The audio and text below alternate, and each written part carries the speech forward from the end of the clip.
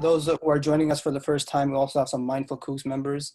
This is just a little bit about who we are, and we're grateful also to have Dr. Smith, who is our professor, who leads the yoga and mindfulness lab.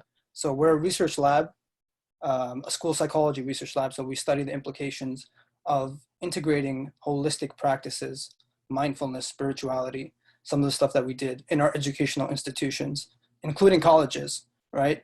So one of the programs that we do is we go into classrooms, and we're in we've been in about 20 different classrooms with over 600 students, where we use the first 10 minutes to teach students about mindfulness, about wellness, about spirituality, about integrating these different facets into their life, because it's key to being human, right? Being aware of these things that we take for granted sometimes. And then secondly, we also have a student organization, because the research to practice gap, which you guys may be familiar with, is a huge detriment in the social sciences, right? So things are researched in a laboratory, but there really isn't a practical component that's given to a community. So that's where the Mindful Cougs come in. So having a strong supportive network around you, and different friends with different strengths and weaknesses, for me has been like very fulfilling. Talking to some of my friends who love solitude, and trying to how can I reshape loneliness as meaningful aloneness, which is actually a psychological construct. There are individuals who experience loneliness, which is correlated with lots of mental health symptomology, but there are individuals who practice solitude, which is actually correlated with lots of well-being factors, right? So taking these circumstances that we really can't control, and kind of reformulating some of these positive affirmations, or just looking at it from a different angle, that's been very helpful for me. How would you be able to, quick question, how would you be able to switch loneliness to solitude, like you say?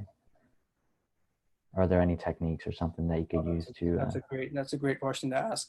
Well, I mean, personality, a lot of personality is biological and genetic, right? So there are introversion and extroversion are biologically based personality distribution. So there are people who are more extroverted just as a circumstance of what their personality and their biology is. And there are people who are more introverted, right? So circumstances like COVID don't affect them as much, right? But there are things that we can do. And Dr. Smith is here, so I'm sure you can add some stuff. For me, creative pursuits have been something that I've really helped reformulate loneliness into meaningful aloneness, right? Painting is something that I've never really done in my life, probably since I was in third grade. So I started looking at these times by myself as ways that I can expand my creative self, right? Because that's a really, really important part of who we are that some of our educational institutions don't tap into, right? That child within us that when we were given a blank piece of paper and a crayon when we were 5 years old, we would go crazy, right? We'd have so much fun. But now when we're adults, we're like, I'm bored. Well, this is an opportunity for us to not look at that as boredom. Actually, it's for us to look at that as time to cultivate our creative selves, because we beat ourselves over the head over everything. I'm not good enough of a student. I'm not good enough of a significant other. I'm not good enough of a basketball player. I'm not good enough of a meditator, so we don't want meditation to become just another thing that I need to become better at in the future, right? The nature of our mind is to wander, and thoughts are going to come in and out, but practicing acceptance and compassion, like you said, is important, right? Your mind will have thoughts and fantasies and ruminations, and just I try to observe them. And one of the practices that we'll do actually in a few slides is observing the thoughts in our mind. I just saw Doctor Strange the other day, so that image just reminded me of Doctor Strange, right? I don't know if anyone's seen that movie, right? But there's lots of multi-dimensional stuff going on in that movie, right? It's lots of different perspectives, metacognition. Who are we, right? The different masks that we wear in different circumstances, right? So we can be many different people, many different layers of consciousness, right? So meditation, mindfulness is a way to kind of uncover these different layers of who we are. So I really love that painting. I'm a huge fan of art. So I have a whole collection of different paintings, right? So and visualizations are very helpful sometimes when we get lost, right? So right now, a lot of us have been talking about, our mind gets lost in different thoughts and different feelings and different experiences, and we get really attached to one thought, and it really grips us sometimes, So right now, we're just going to take a minute.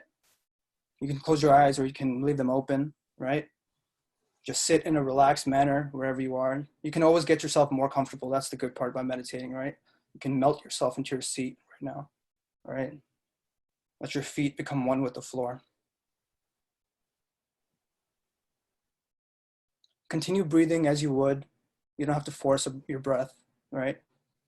The natural flow and rhythm of the breath. And just take some time to observe the thoughts, the feelings, experiences, fantasies that come to your mind. Picture yourself as a person sitting on a train, watching these thoughts and emotions and experiences whiz by, letting yourself not become too attached to any one thought.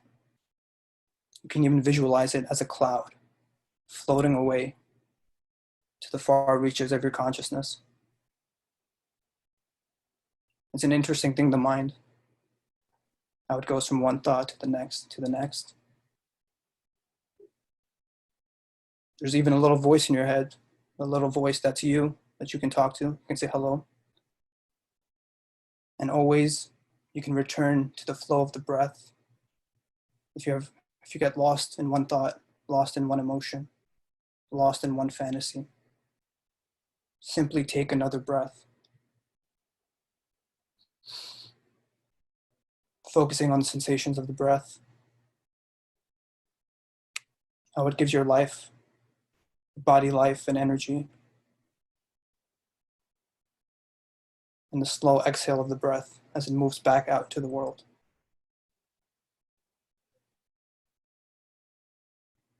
And we can take one more slow, deep, full breath, focusing on the full experiences, the flow of the air as it enters our nostrils, how it feels. Is it warm or cool? When we hold the breath in our body for a few seconds, how it expands our chest, expands our stomach, how that feels in different parts of our body. And when we take a slow, deep exhale, letting all the breath back out into the world, the reciprocal energy, air, oxygen, carbon dioxide, how the world continuously feeds us, how the breath is a gift, the anchor. Whenever we get too attached, we can always return to the flow of the breath. Well, coming off of that meditation, right, that's just a nice foundation for us to examine our consciousness, right? Emiliano talked about Marcus Aurelius. So Marcus Aurelius was the father of Stoicism, which is an ancient Greek school of thought that really emphasized self-development, really emphasized introspection. That was the foundation of their philosophy, actually, right? So yeah, he has a book called Meditations, and he talks a lot about the need for personal reflection and how that cultivates a better us and in turn a better community, because when we better ourselves, we can better our world.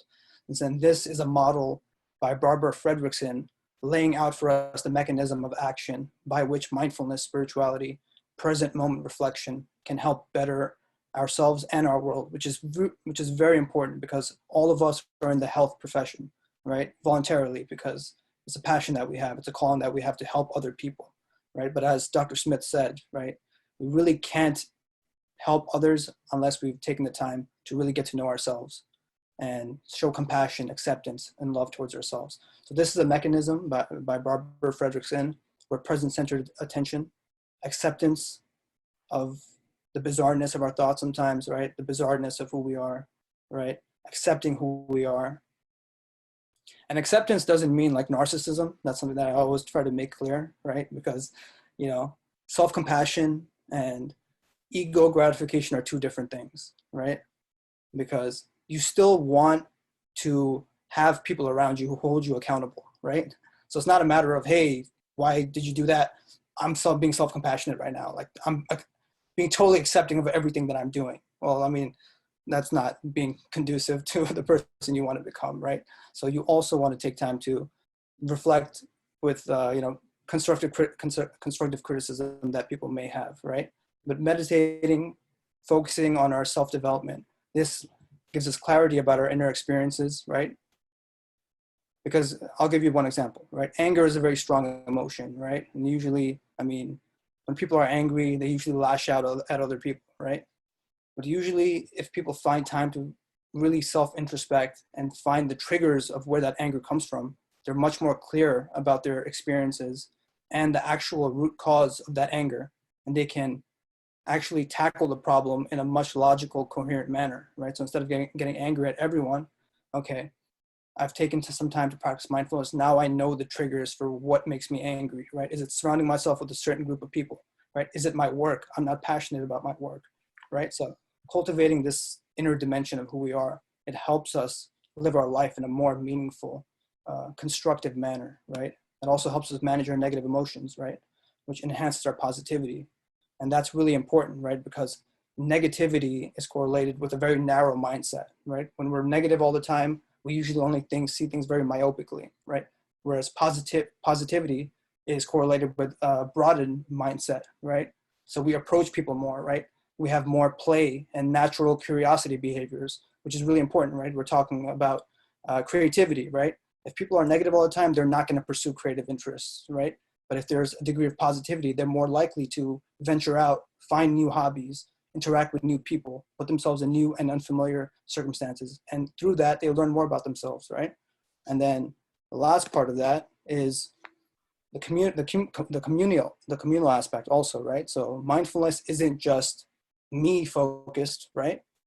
All right, there's a great quote that illness starts with I, but wellness starts with we, right? So it's a communal thing, right? So doing all of these things leads to enhanced altruism, and we have that in the social sciences, right? People who are able to experience these things volunteer more, engage in more communal efforts, right? Take the time to practice more communal action, right? And that's really important because we're in the helping profession, right? So this is just giving you guys a more clear idea of one mechanism of action by which mindfulness can help us out. So we have a negativity bias, right? So our minds are more attuned to negative encounters that we have, right? Because our minds were developed to detect threats in our environments, right? If we, for a moment, want to picture our ancestors as cavemen, right? It was really important that we detect threats, right? It was more important for us to detect that there were tigers or snakes around us than if, some other caveman was like being a cool guy. That really wasn't the focus of our survival, right? So our brains are actually tuned more towards negative things that happen in our environment, which is why we need a conscious mechanism to override that sometimes, right? So the importance of developing mindfulness or spirituality is in consciously overriding these negative attributions that our mind just latches onto, right? Someone says a nasty comment about you, like you think about it for like a month and it just like drives you insane. But if somebody makes a positive comment towards you, you're like, they didn't really mean it. Like, guys, I'm gonna forget about it, right? But actually, we can actually put more emphasis on the positive comment, right? But that just takes more clarity and focus and attention.